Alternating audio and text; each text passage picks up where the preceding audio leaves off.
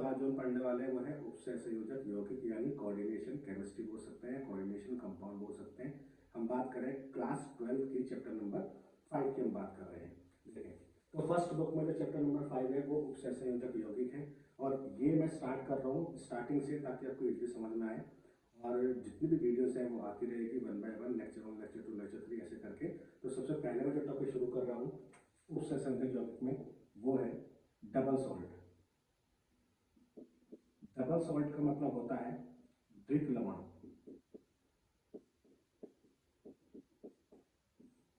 अच्छा देखिए, द्वित यानी डबल, डबल का मतलब क्या है? दो।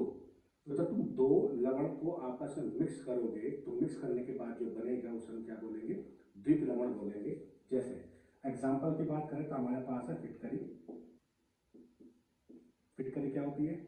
K2SO4 डॉट Al2SO4 का होल राइज डॉट 24H2O। इसको हम क्या बोलते हैं? फिटकरी।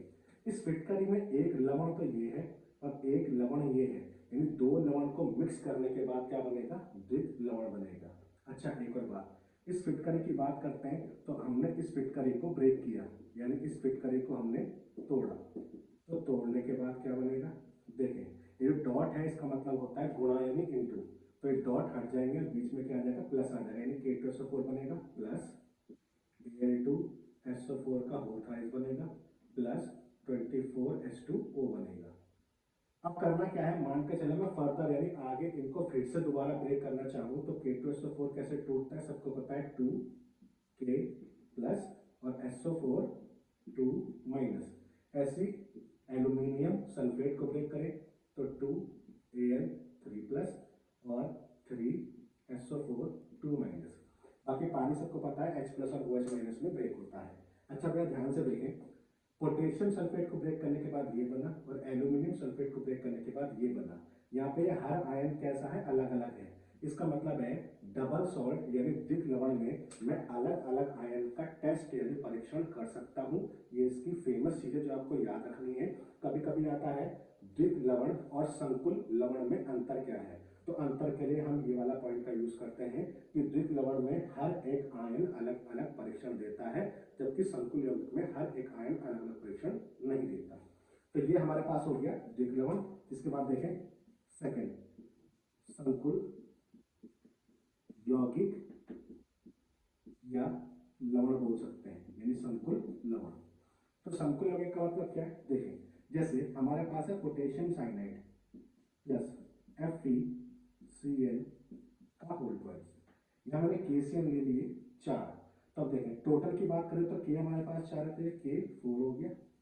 इसके बाद ब्रैकेट लगाएंगे, Fe 1 है तो Fe 1 लिख लिया, Cl 2 है और 4 यहाँ है 6, तो ब्रैकेट में Cl का होल 6 हो गया। इस पूरे को हम क्या बोलते हैं? संकुल यौगिक या संकुल लवण बोलते हैं। याद करने का तरीका शॉर्टन रहेगा कि जहां ब्रैकेट होगा उसका मतलब है वो संकुल यौगिक कहलाएंगे। इस चीज को ध्यान रखना। देखें अभी जो संकुल यौगिक बना है इसको अगर मैं तोड़ना चाहूँ तो तोड़ने के बाद क्या बनेगा? K4 FeCl का होल 6।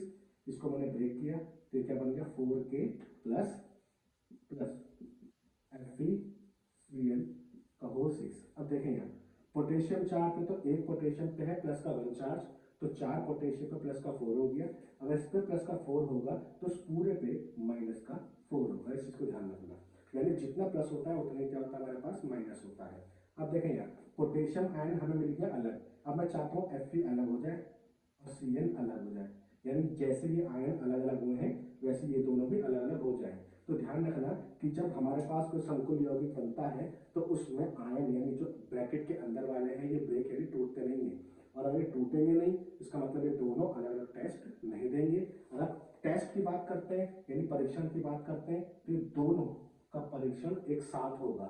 इसका मतलब है हर आयन अलग अलग टेस्ट नहीं देगा, ये तो टेस्ट दे देगा यानी ये तो परीक्षण दे देगा, परंतु ये दोनों अलग अलग परीक्षण नहीं देंगे।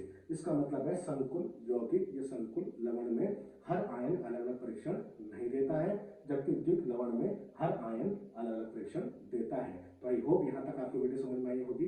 तो नेक्स्ट जो पार्ट हमारे पास होगा वो होगा हमारे पास लिगेंड